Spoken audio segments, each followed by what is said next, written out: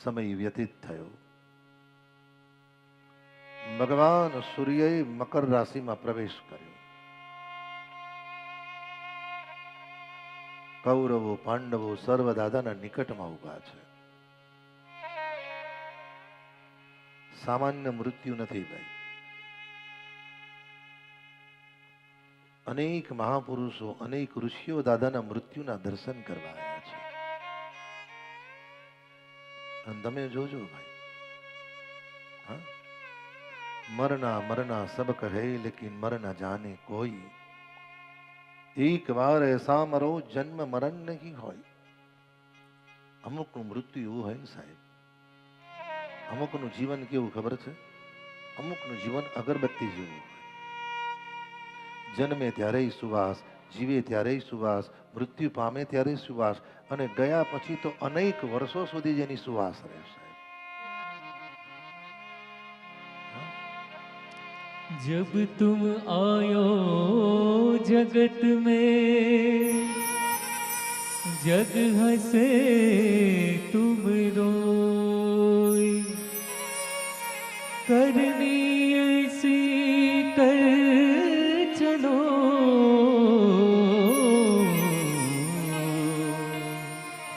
कि तुम हंसो जग रोई। ભાઈ, સામાન્ય મૃત્યુ નથી.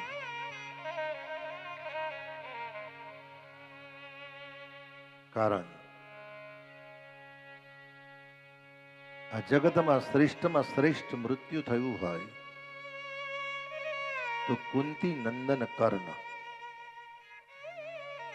મહારાજા દશરથ કરતા શ્રેષ્ઠ મૃત્યુ દાદા ભીષ્મ, અને દાદા ભીષ્મ કરતા પણ શ્રેષ્ઠ મૃત્યુ કુંતી પુત્ર કર્ણ.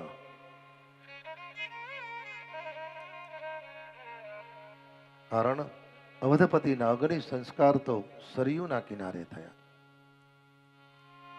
ભીષ્મના અગ્નિ સંસ્કાર તો ગંગાના કિનારે થયા, અને કર્ણનું મૃત્યુ તો થયું, અગ્નિ સંસ્કાર ક્યાં થયા?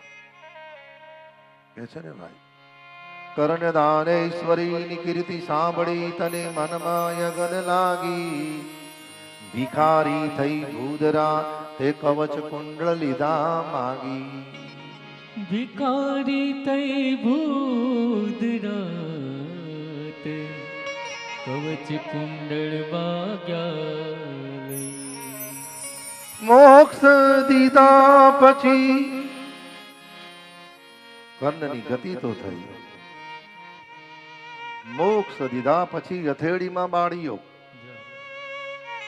કર્ણના અગ્નિ સંસ્કાર ભગવાન દ્વારિકા નાથે જમણા હાથની હથેળીમાં કર્યા છે. એવી કર્મની મેળવી કડી. અને પાંડવો ને કૌરવો કરતા ભગવાનને જો વધારે વાલા હતા અર્જુન અને કર્ણ. સાહેબ, આ એ કર્ણ છે એ વારંવાર દ્વારિકા નાથે જઈ અને કહ્યું, કર્ણ તને ખબર છે આવતીકાલે યુદ્ધના મેદાનમાં જીત કોની છે? એટલે કર્ણ એક જ શબ્દ કહે, કૃપાનાથ આ જગતમાં જીત એની હોય કે જેના પક્ષમાં કનૈયો હોય. મને ખબર છે પ્રભુ કે જીત આવતીકાલે પાંડવોની છે. અને પ્રભુ મેં કઈ માનું દૂધ પીધું મને ખબર નથી, પણ જે માનું દૂધ પીધું છે ને એ માએ મને સંસ્કાર એટલા જરૂર આપ્યા છે કે બેટા જેનું ખાઈએ એનું ખોદીએ નહીં.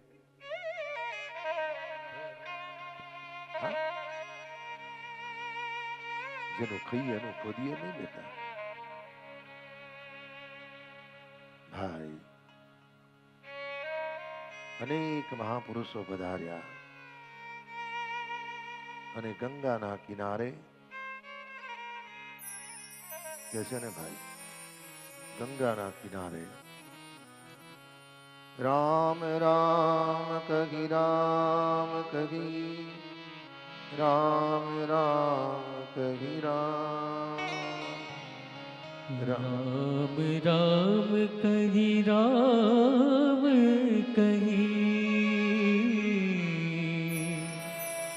રામ રામ કહી રામ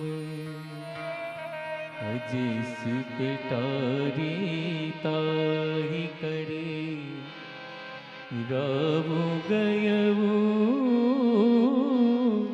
સુરધા